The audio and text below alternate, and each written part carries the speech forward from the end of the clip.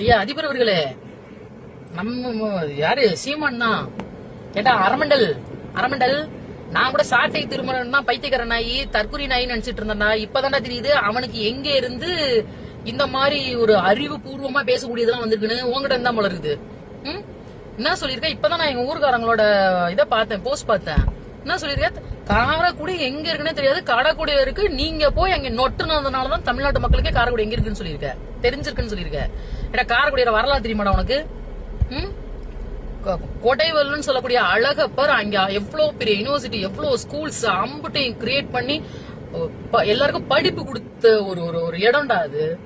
கஷ்டப்படுறவங்க எல்லாருக்கும் ஒரு படிப்பு கொடுத்த இடம் காரைக்குடி அழகப்பன்னு கேட்டாலே உலகம் முழுக்க தெரியும்.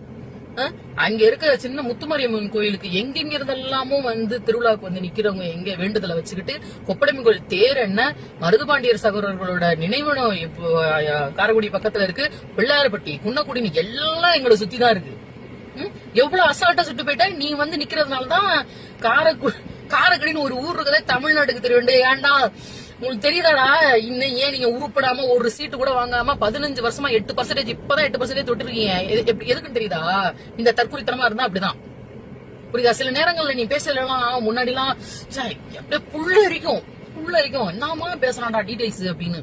இப்ப பாக்கலாம் எப்படி திரும்ப தோணுது? இன்னும் ஏன் நீங்க ஜெயிக்கலன்னு இப்பதான் எங்களுக்கு தெரியுது. எழுதி வச்சுக்கோங்க, 15 வருஷம் ஆச்சுன்னு நீங்க சொல்லிட்டு இருக்கீங்க. 15 வருஷம் நான் கத்திக்கிட்டு இருக்கேன், காலம் முழுக்க கத்திட்டு தான் இருக்கணும். 150 வருஷம் ஆனாலும் நீங்க கத்திக்கிட்டு தான் இருக்கணும்.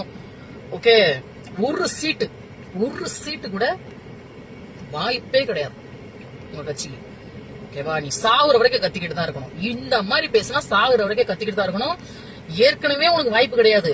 அதுலயும் ஒரு தாவேகா தலைவர் விஜய் வந்துட்டாரு, சோழி முடிஞ்சது. ஓகேவா? இவ்வளவு தற்குறித்தனமா ஏதாவது ஒரு தலைவன் இருப்பாங்கடா. காரைக்குடியில நான் நிக்கிறதுனாலதான் காரைக்குடியே தமிழகம் முழுக்க தெரிஞ்சிருக்குன்னு. என்ன ஒரு இது என்ன பைத்தியக்கிழமான பேச்சா?